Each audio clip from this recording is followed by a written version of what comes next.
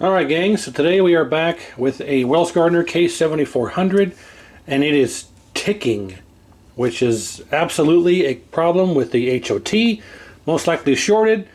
And as we can see here, this is a, let's see there, it says, I can't, because of the viewfinder here, it's hard to get on camera here. Let's just do this. So you can see there, Wells Gardner Manufacturing 25-inch K7400. WGM 2574. Actually, I think it's Wells Gardner monitor, but the important thing is 2574, 25-inch K7400. So that's how you can tell which version of these chassis, or which version it is that you're looking at. But this particular instance, of course, is 7400. It's completely original, unmolested, original caps, original everything. I'm sure no one's refloated. It's all original in every way, shape, and form. And let's go ahead and turn it on. You can hear what it sounds like. 1, 2, 3. And it's just ticking. Tick, tick, tick, tick, tick, tick, tick, tick. And that's absolutely indicative of a shorted HOT, so let's take it off of the tube here and see if we can diagnose what the problem is. So the first thing I want to do before we even really dive into this is to do our power supply section test with our light bulb. I want to do the light bulb test first, because I'd like to rule that out as a possibility. I don't want to replace the HOT and have something from the power supply that caused this one to go out, possibly take this one out as well. So we'll go ahead and just do our light bulb test. It's quick and easy, and then we can at least eliminate our power supply section as a possible cause or problem of why this happened. So the first thing we want to do is L100. We simply remove L100. This leg of L100 right here, we take this out of circuit, clip a lead on there, run it to our light bulb, turn it on, and we'll see if it powers up and what the B plus reads. The B plus is securely securely covered in glue, so I will not be able to turn it if it's not set properly. So we'll have to cross that bridge when we get there. But for now, let's go ahead and take this off again. You lift up from the bottom on the plastic and push down on the actual board. So you push down with your thumb, lift up with your finger, and then use your other hand here to just slide this off, and it comes off nice and easy, just like that. So get that out of there. Okay, so let us remove, here we go, L100, this leg right here, and I believe that is this joint here. Yep, okay. That is now released. As we can see right here, it's out of circuit. So we'll clip on two leads here, one for our light bulb and one for our meter. So this will go to our light bulb and this will go to our meter. And we need one more for our ground. Okay, so our meter here will need to be set to volts DC, and we'll clip on our lead here for positive, and then this all we need for this is to clip this onto our frame to hold our ground on there like that. So the other end doesn't really need to hook to anything. And then we will get our power. Here we go. Okay. We'll plug in our power like so.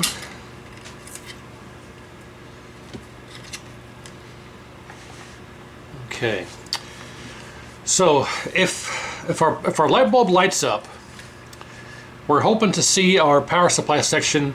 Well, initially when we turn this on, it should run up to about 185 volts with no load, assuming that this is good. And then if it is, we'll put it under load with the light bulb, and it should hopefully go down to about 128 or so, 127, 128. If that is the case, then we know our power supply section is functional, and our B plus should be set to proper setting, because it should end up being about 117, 118 when this reads 127, 128.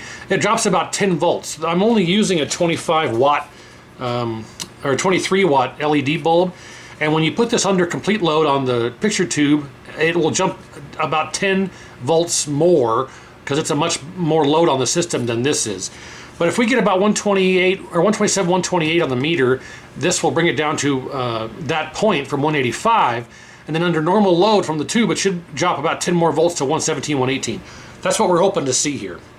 So we're all hooked up and secure, ready to go. I believe we are ready. I will have to take this lead here and touch it to my bulb, and then touch this to the frame here for our ground. And we should see this light up, hopefully, if I can get all this in frame. And we're hoping just without anything hooked up, it should jump to about 185 or so. So let's go ahead and turn it on. 1, 2, 3. And 180, yeah, it's climbing. Okay, let's go ahead and touch our bulb to our frame for our ground. And there's 185, okay. And we're hoping for 127 or 128 when we touch this. Uh-oh. Uh-oh. Our problem is in our power supply section. No, it's not. No, it's not. Where is my black lead? It's Friday. I've worked all day. It's been a long day. Let's get the correct lead here that's touching our L100. Try it. Take 2. Here we go. Hey, all right, there we go. 126. Yeah, we were hoping for about 127, 128. 126 is pretty good. So, like I say, it should drop about 10 volts. So it should settle somewhere around 117 or close to it. So actually, I think our B plus is good. So that means that our power supply section is functional, and it should not be the cause of our blown HOT. So we will turn this off, okay, and then you'll see that we still have a charged system. It'll naturally bleed down on its own, as you can see, but we're going to do that rather quickly by simply touching our frame here to ground it, and you'll see it'll jump down to 0 immediately. Boom. Well, I hold it on there. There you go. So yeah, now we're safe to handle the chassis. We know our power supply section is good, so we can proceed on from there. Let's put L100 back in, like I say every time, because I always forget if I don't do it immediately. Set those aside. Set these aside. Put our light bulb out of the way.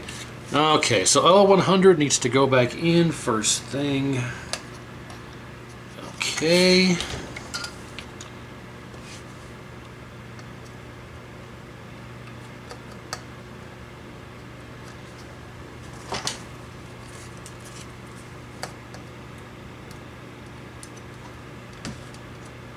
Oh, you rat bastard.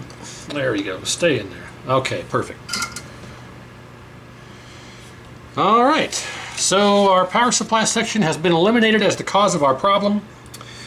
On some of these chassis, you'll see here R760. R760 and R765 are known culprits. Here's 760 and 765. I think it's actually is it the U2000 or the U5000? What?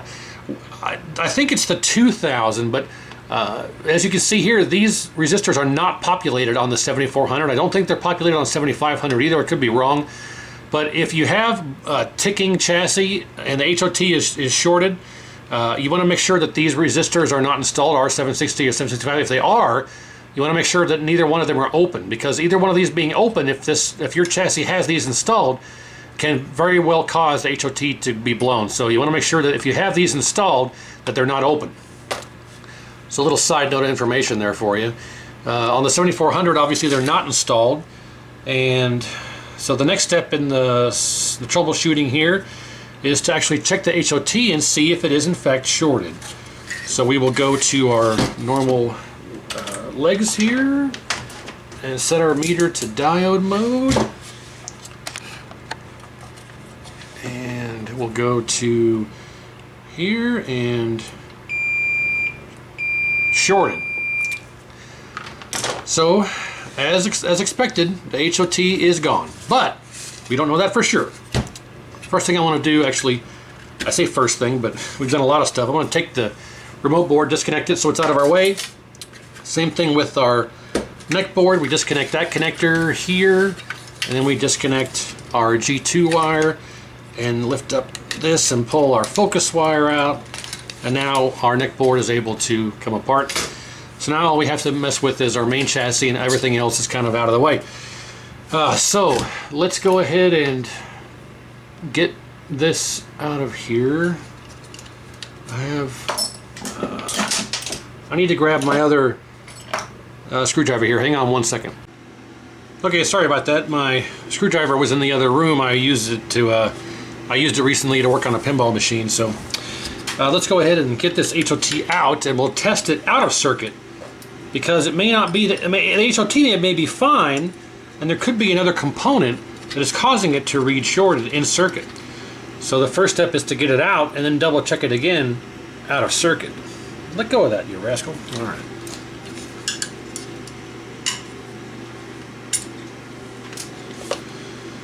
Okay, and in the meantime, I also turned on my desoldering station. You may be able to hear it over here running. So let's go ahead and get this out of here. And a little close-up action.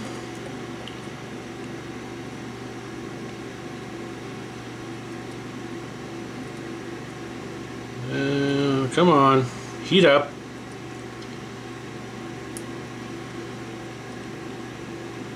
There we go. Okay, sunk in. Here we go.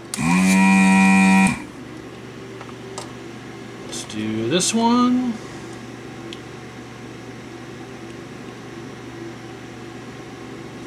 Alright, that's sunk down.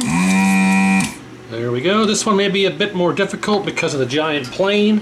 So we're going to cheat a bit using the soldering iron.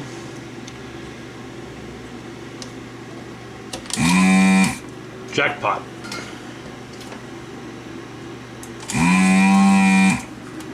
Okay, now should come right out. Actually, let me make sure that they're free. Yep. Okay, so that should come right out. Easy peasy, Japanesey. Well, if it's not stuck to the... there we go. Alright, so now it's time to see if it's shorted out of circuit. What's the verdict? Shorted. Okay, so we know it's no good. Are the pads shorted? So here's the real question. If you check the HOT pads and the pads read shorted, something in the circuit is bad. If the pads don't read shorted, then you usually have everything in the circuit is fine, and the HOT simply went out. And I can tell you that these 3686 and 3686 and 3688s, these two HOTs, those versions, I just don't find them very reliable. They tend to go out at the slightest bit of upset. If you upset this in any way, shape, or form, it just goes, nope, I'm done, and dies. So it's possible that it may have simply just died and there's nothing wrong with the chassis. Now it has original caps and the solder hasn't been reflowed, and the caps are crappy quality from Wells Gardner because they tried to cut costs in manufacturing, but I can't tell you a number of times I've actually had nothing. HOT is blown, not blown, I'm sorry, blown means open. Don't get that confused. I can't tell you a number of times the HOT has been shorted in this exact scenario and nothing was wrong with the chassis. I put a new one in that came right to life. So it's possible it's just simply failed. So we'll keep that in mind, especially if we check our leads here. We go to continuity mode and we always check your leads first. We go here to here, open, and here to here, open. So there's nothing on the chassis that's shorted, but let's say that you did test that and those pads were shorted.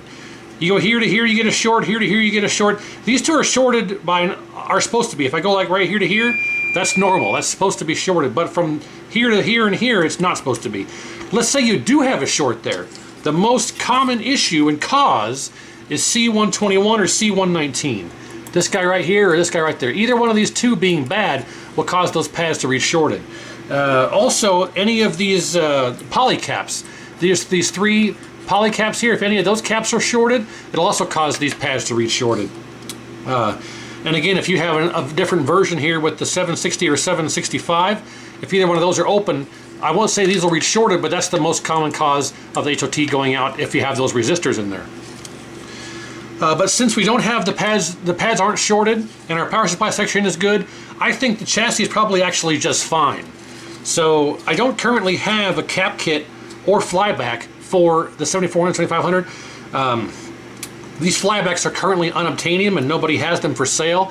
And I don't say nobody. There are places that sell these currently, but I don't trust those products any further than I can throw them, because they don't come from Peter at Arcade Parts and Repair. That Peter's stuff I absolutely have complete trust in. Anywhere else other than that, I don't trust at all. So since Peter doesn't have these in stock, I can't get these. But the cap kit I can get. I just don't have any currently to put in here. But I don't think that the caps are the problem. I think that we simply just have a failed HOT. So that being said, I am going to install, where in my parts here, okay, there's my bag of parts for this series of chassis. I'm going to install an FJL 6920. The FJL 6920 is a much beefier, better, less cranky HOT, and this is what they look like. It's a much better, beefier, and all around more robust HOT. So if we put this in here and it blows up, then we know that there's something seriously wrong with this chassis. Because I can't tell you a number of times again, I have replaced the 3686 or 3688 on these chassis with a brand new one, and it pops immediately, or shorts immediately. And I scratch my head and scratch my head and scratch my head, and I simply cannot find anything wrong with the chassis. Spend hours troubleshooting, nothing is bad. I put one of these in there, it fires right up, and it works great. So again, if you put one of these in here and it blows, or I keep saying that, sorry, if you put one of these in there and it shorts, if it shorts, then you know you seriously have a problem. But if you put this in there and it works just fine, 99% of the time it was simply just a failed HOT. Not out of the norm for that to happen. So we're going to put the 6920 in there. Nope, don't want to lose those.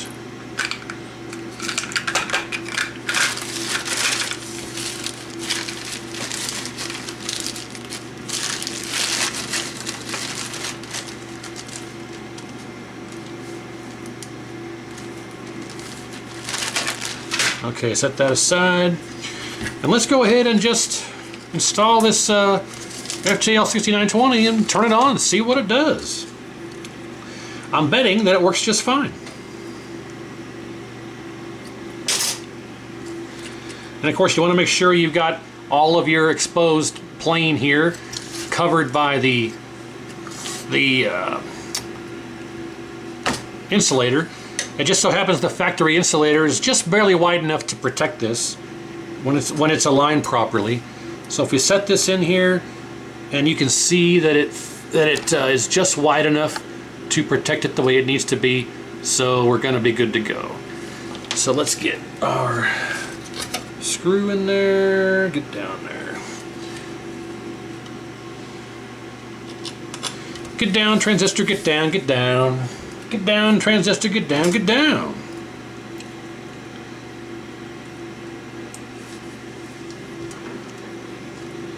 Let's see, can I do this with somewhat quiet dignity and grace? We've all got to behave normally.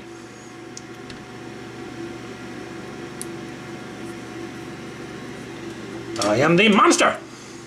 Yes, I see that you are the monster.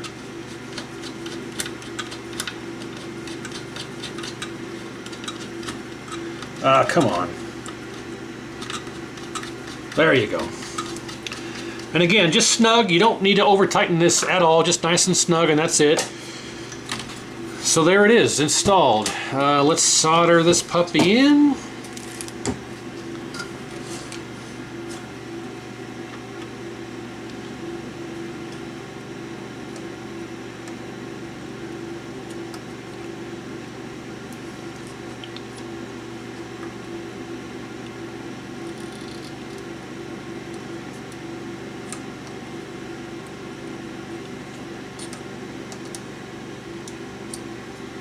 Okay. Where's my cutters?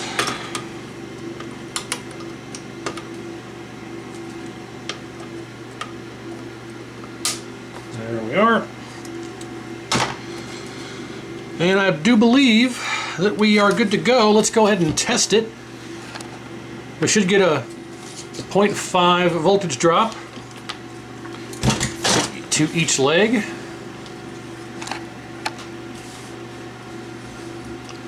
Like normal. So meter in diode mode. And we'll go from here to here. Should be 0.5. 0.422. I always round up. And same thing for this side. There you go. And yeah, I mean, if we had something on the chassis that was shorted, that would not read properly. So I think it's probably going to work. Crossing my fingers here. But that being said, let's get it back on the picture tube and see what happens. So here we go. Okay, so I got everything back together. All of our connections are reestablished on our neck board. Got our ribbon cable hooked back up and our remote harness hooked back up.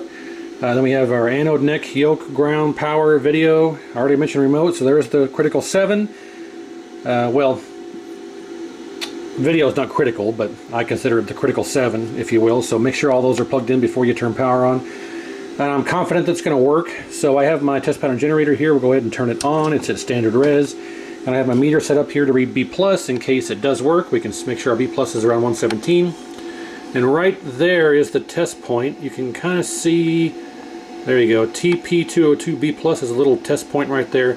That's where you test B+ at on the 7400. And I believe 7500 as well. So, the fan is turned off in case something explodes.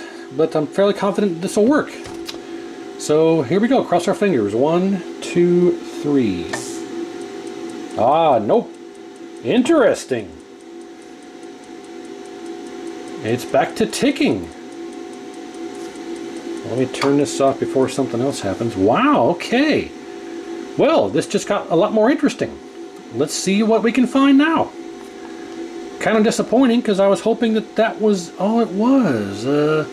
We know it's not the power supply. We need to test and see if the HOT got taken out. It may not have got taken out. It may be in protection mode.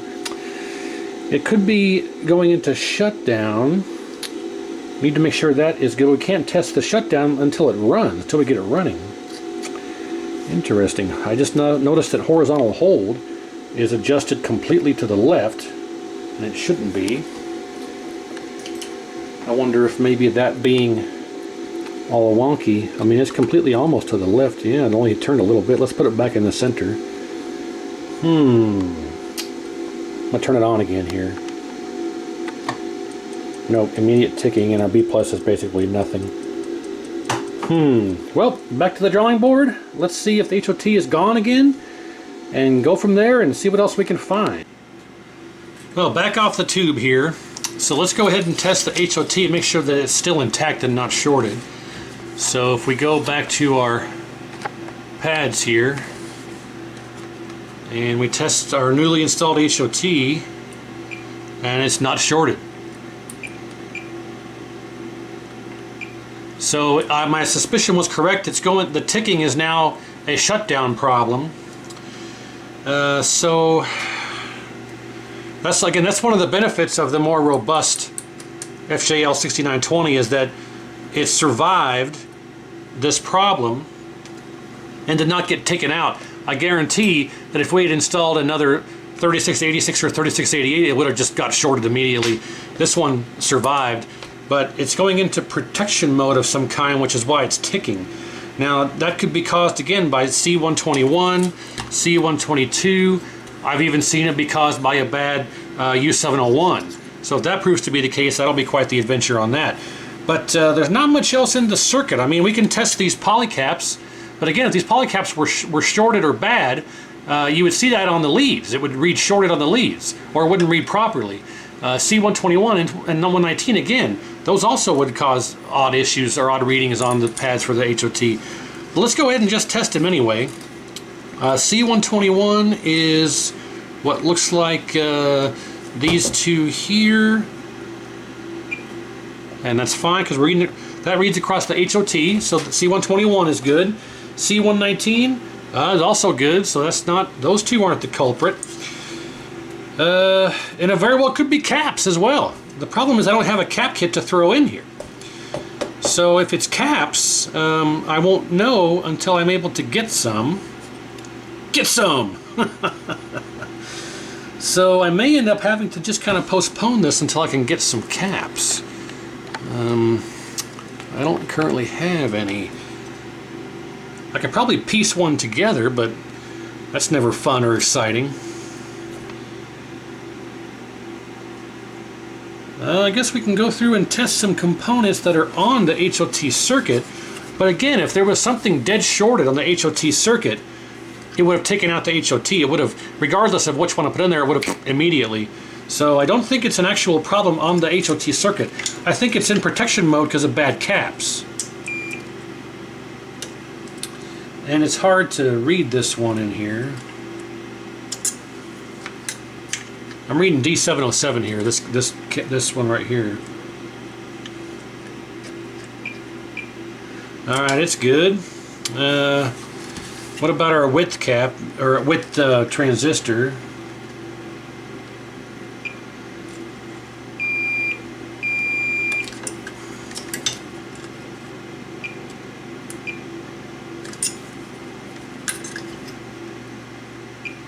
Width transistor's good. Yeah, I mean, I've seen U701 cause HOT issues, but again, when this is bad, the HOT gets taken out. Of course, if I leave it on for a long period of time, it may take it out eventually, but it's survived. So let me go through and do some poking around, see if I can find something, and I'll just come right back, because there's no reason for you to watch me test every component in the circuit.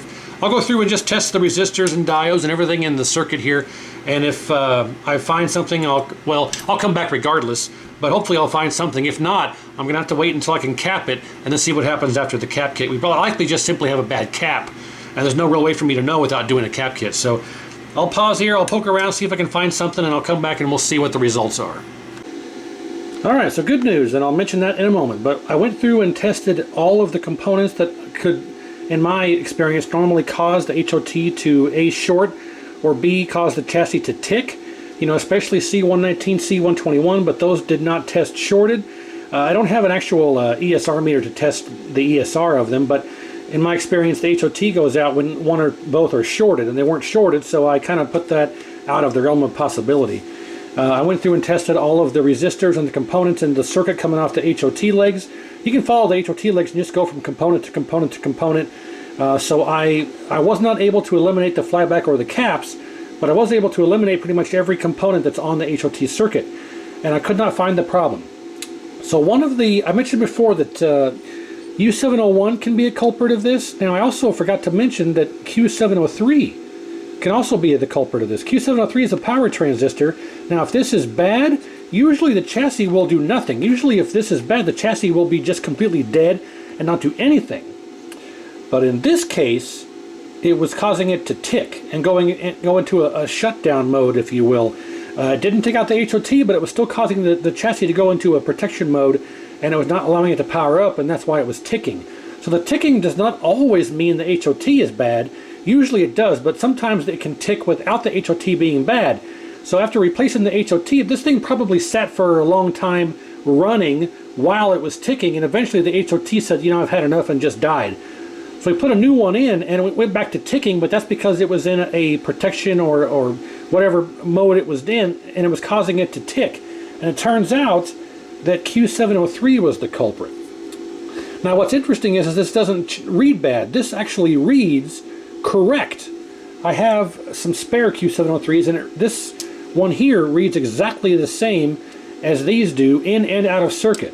But I went ahead and just tossed one in just for the hell of it.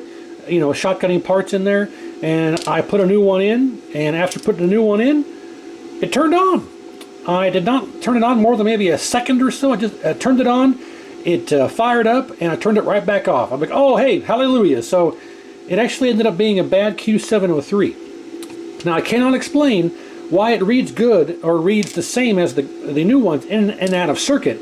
However, I put a new one in, a brand new one in. I had 4, now I have 3. And here is the original one. I had to cut all the glue off of it to get the little, heat sink on it. So after putting a brand new Q703 in there, let's turn it on and see what happens. I know for a fact it turns on, so we'll turn on the test pattern generator and we'll verify that our B plus reads somewhat correctly. So here we go, 1, 2, 3. There you go. Oh, B plus is a bit high, 119. But there you have it. This was ticking because of a bad HOT that most likely got taken out by a failed Q703 after being on for a while and ticking and ticking and ticking. It finally just gave up the ghost. Yeah, and there we go. We have an image. We need to adjust. Looks like I may have adjusted the H-hold prematurely. Let's go back and adjust that again here on and yep, there we go. Yeah, that was right. It's almost completely turned up. Oh no, actually no. It's about, I'd say about 60%. Yeah, okay. I was mistaken. But there you go. It is now working. We need to adjust our focus. Well, I'll tell you what. Let's get on the tripod and see if we can adjust this without getting people sick here. So hang on a moment. All right, so let's make some adjustments here. We'll start with focus, if I can, and right about there is the best I'm going to get that. That looks pretty darn good. Oh, sorry about that. Oh, bubble wrap in my way. Let's adjust vertical size. And we got a touchy pot, but that's okay. Vertical position, that works. Vertical size. Yeah, we got a touchy pot. Let's wipe it back and forth a bunch of times. That's better. Okay. We got a horizontal size. We sure do. There we go. Nice square picture. Okay. Let's scroll through to... Oh, our contrast is too high. Right about there. Brightness. That looks pretty good. Good color bars. I'd say we have a successful repair. I need to cap it, of course, and do the full reflow, all the normal stuff, neckboard traces and all that jazz, but we had a bad Q703. Now, in my experience, Q703, again, being bad, will cause it to just be totally dead. I'm not used to it causing the ticking, but case in point, obviously, it very well can. So I'm going to take this back off of the tube and set it aside, and we'll test this, and I'll show you the readings of what a good one reads versus this one, and that they both read the same. And I tried everything under the sun to get this to work, and it did not work. It kept ticking until I changed out Q703. So, you know, if the HOT is good, and C121 is good, and C119 is good, and you check everything else, the polycaps, everything else in the circuit that I've mentioned already, and you still can't get it to work and it's still ticking, I would suspect Q703 now at this point. So this is kind of a learning experience for me, because normally when these are bad, it's just dead. So very interesting find here on this one. I'm glad this came across the bench. So I'm going to get this off of here. We'll test that Q703 and show you comparative readings of what a good one's supposed to read versus these. Well, they're all good, I guess, but even though this one tests the same, I'll show you what it reads. It was in fact the problem. So just because something reads good in circuit and out of circuit, just because it's good doesn't necessarily mean that it, well, let me say, just because it reads good doesn't mean that it is good. So, you know, shotgunning in parts is about the last resort, which is where I was at with this. And sure enough, even though it read good, it was bad. So, lesson learned. So let's get this turned off. And I'll do all the work to it later off camera. There's no reason to show that. I have to order the cap kit and do all that. I'll do that when it gets here, or I'll do the reflow when the cap kit gets here and all that. So let's get this off of here. I'm digressing I'm digressing a lot. And then we'll read these transistors here, and we'll see what they show, and give a little bit more tutorial on that. But for now, we'll go ahead and consider this repaired, and we'll show the transistors here. So here we go. Actually, I forgot to mention here that, again, the B plus should be 117, but with this being 118, if I change the screen here to a different screen, see now it's 118.1, 118.2, so close enough to 117. I can't adjust it because the pot is locked in glue. There's no way for me to adjust it. there's no reason to also replace it simply to go from 118.2 to 117.9. So this is close enough to 117, we'll call it good. But my numbers are still somewhat close by saying, you know, 127 volts or so under load with the light bulb will generate about 117, 118. So about 10 voltage drop with that setup and that wattage of light bulb. So yeah, so now it's still running. So let's go ahead and turn this off. We'll get this off of here, and I'll show the transistor readings here so you can see what they're supposed to read. Alright, so here we have our bad HOT, the C3686. And I want to reiterate that if I had not put in the FJL6920, it's very likely that the replacement 3686 or even the 3688, which is the direct replacement for the 3686, either one of those two would have probably immediately got taken out as well. But since the FJL6920 is such a beefier, more robust HOT, it survived and led us to the culprit here of Q703. So I want to reiterate that you know, if you want to put the direct replacement in, you can. It's actually C3688, but I highly recommend the FJL6920 as a replacement because they're much better. So that being said, we had a faulty HOT caused by a Q703, and I want to show how to test this here. Like any transistor, you go to the base collector and emitter. So for the ease of testing, we'll go to diode checker here, or diode mode. And we'll go with our negative lead. I think the base is actually this leg.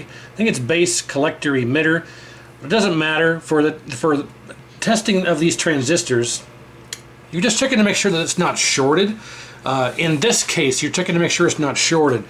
You're not necessarily worried about the proper reading. You're just checking to make sure that it's not shorted. So on these here that are brand new, we'll just go to the center leg, and we'll test. One leg should be, I think, 0.6 voltage drop.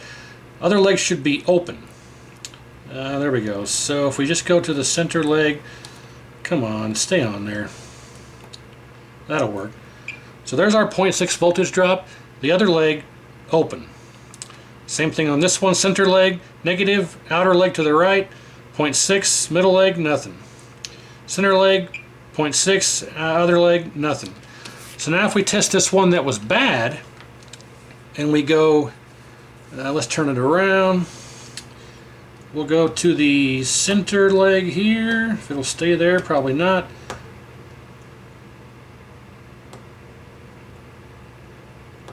Yep. It's never easy. There you go, stay there. Okay, center leg. This leg should be 0.6 voltage drop. Other leg, open. So, it reads correctly. It reads the same as the good ones. However, it was not good. I took one of these, put it in the chassis, and it fired right up. So just a lesson to show you what Q703 is supposed to read out of circuit. I guess we could show you what it reads in circuit, since we have the chassis sitting here. So yeah, lesson learned. Just because the component checks good doesn't necessarily mean that it is good. So, like I say, I checked C121. It was not shorted. C119 was not shorted. I checked all three of the polycaps here on the HOT circuit. There's no D706 down in here. Sometimes there's a diode down in here that can be shorted, but it's not on the 7400. We don't have our R760 or 765. I checked D707, which is directly tied to the HOT. This one here is just a diode.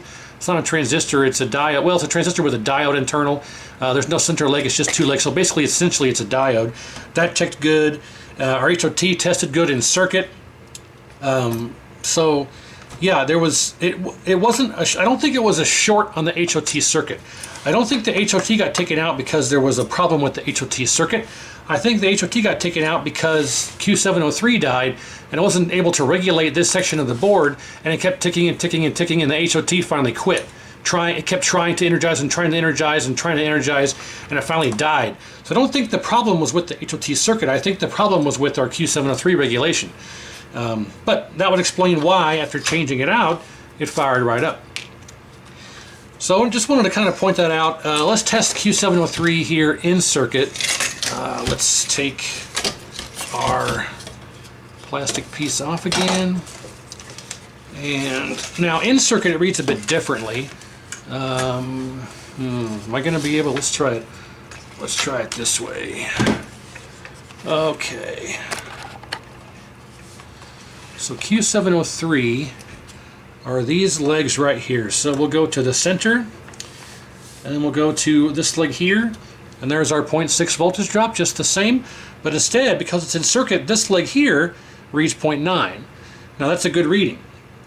If your HOT is shorted in circuit, you'll read 0.6 voltage drop to this leg, and you'll read the exact same thing on this side.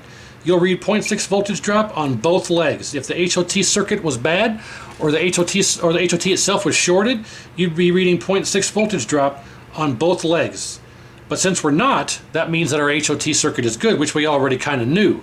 So with this bad one installed in the circuit, I read this exact same thing. 0.6 voltage drop and then 0.9.